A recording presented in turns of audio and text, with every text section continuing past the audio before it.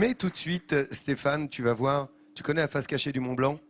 Non, j'ai jamais eu l'occasion de le faire. Eh ben écoute, regarde, Mais on je va sais t'en qu'on a un parler. spécialiste là. Oui, on a vraiment le spécialiste qui va nous en parler, c'est notre Laurent Guillaume. C'est ce que tu nous proposes ce matin, hein. Face cachée du Mont Blanc. Oui, face cachée à nos yeux, à bien nous sûr. autres Français évidemment, parce que le versant qu'on voit depuis Chamonix, c'est le versant nord. Mais les Italiens, de l'autre côté, possèdent trois versants, le versant est, le versant sud et le versant ouest. Entre parenthèses, quand on est à Lyon et qu'on voit très bien le Mont Blanc, on peut gagner de l'argent en faisant des paris en demandant quel est le côté qu'on voit. Et c'est le versant italien qu'on voit de Lyon, bizarrement. Bref, je vais vous faire découvrir l'autre côté de cette montagne mythique à l'occasion d'une quête que l'on ne peut faire qu'en Italie, voir un lever de soleil sur la face cachée du Mont Blanc. La face cachée du Mont Blanc, ou plutôt les faces cachées du Mont Blanc. Prenez une carte, de préférence en relief, et vous constaterez que nous autres, pauvres Français, n'avons droit qu'au versant nord. Avec les faces ouest, sud et est, les Italiens, eux, détiennent les versants du soleil. Et surtout le privilège non négligeable de pouvoir assister chaque matin, depuis le Val d'Aoste, au plus beau des spectacles, un lever de soleil sur le toit de l'Europe. Après 3 jours de marche depuis Chamonix, sur le sentier en balcon qui fait le tour du Mont Blanc, je suis maintenant dans le vif du sujet, juste sous l'imposante face sud du géant et son architecture complexe.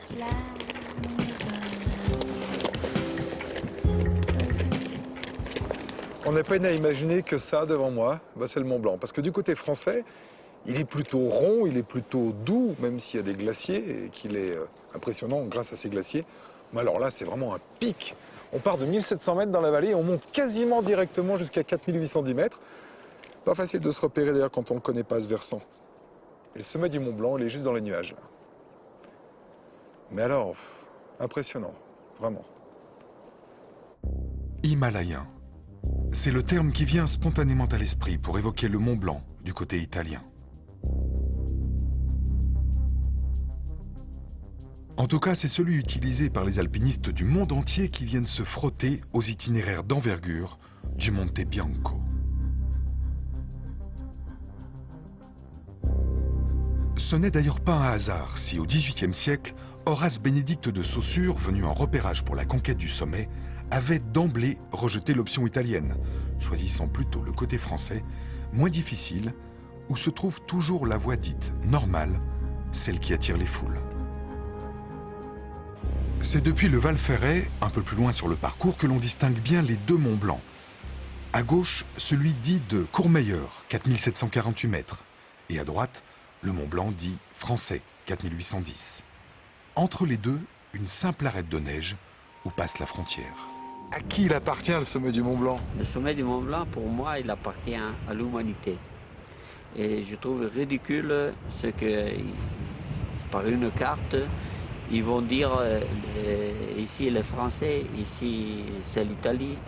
Bah, moi, j'ai jamais vu des gendarmes qu'une fois que je passais sur un versant ou sur l'autre, ils me demandaient la carte d'identité. Et ça, c'était formidable.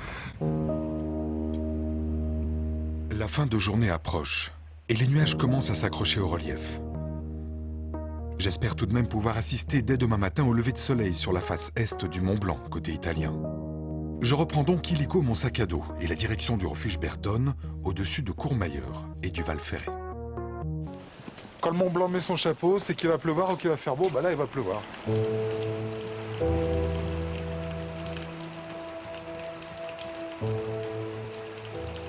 Eh bien, moi qui voulais voir un lever de soleil sur la face italienne du Mont Blanc, ce sera pas pour aujourd'hui, hein. C'est dommage. En fait, j'ai vu toute la face, mais jamais vraiment le sommet. Il est toujours resté dans les nuages. La face cachée du Mont Blanc gardera toujours une part de mystère pour moi. Tant mieux, ça m'obligera à revenir.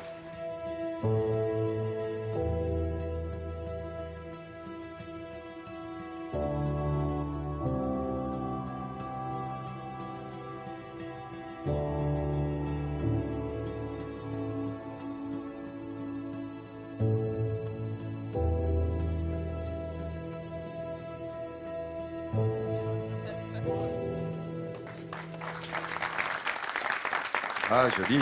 Et ça valait le coup de rester après la pluie pour voir ces images magnifiques. Alors, C'est vrai qu'il y a un contraste extraordinaire hein, entre le versant français du Mont Blanc, qui est juste là d'ailleurs, hein, qui est au-dessus de nous, qui est un petit peu en train de mettre son chapeau d'ailleurs. Ouais, il Donc, met c'est son soit chapeau, qu'il va belle pleuvoir, chose. soit qu'il va faire beau, en gros.